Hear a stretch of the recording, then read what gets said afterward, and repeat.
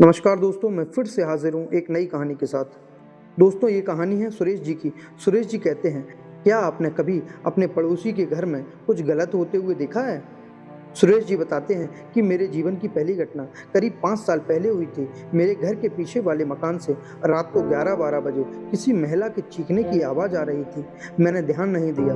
अगले दिन पता चला कि उस महिला के पति ने रात को उसे जलाकर मार डाला था। मुझे आज तक उस बात का पछतावा है कि मुझे पड़ोसी होने के नाते उसकी पुकार सुनकर जाना चाहिए था। शायद वो बच जाती।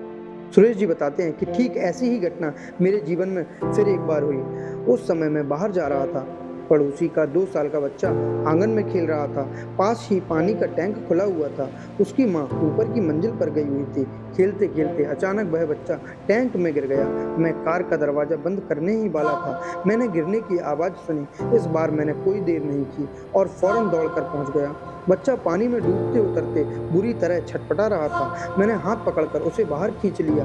उसकी जान बचाकर मुझे बहुत ज़्यादा संतोष मिला। ये घटनाएँ मैं इसलिए बता रहा हूँ कि किसी की मदद की पुकार को अनसुना न करें। समाज होता ही इसलिए है कि हम एक-दूसरे की मदद कर सकें। थोड़े वक़्त के लिए सोशल मीडिया से निकलकर रियल सोशल लाइफ़ भी देखना चाहिए। जी हाँ दोस्तों, यह बात बिल्कुल सत्य है, बिल्कुल ठीक। अगर हम किसी जगह चूक जाते हैं और बड़ा नुकसान हो जाता है, तो ज़िंदगी भर इस नुकसान का अपराध बोध रहता है कि काश हम उस समय कुछ कर लेते, किसी की मदद के लिए आगे बढ़ जाते, तो शायद उसका जीवन बच जाता, शायद उसका काम बन जाता।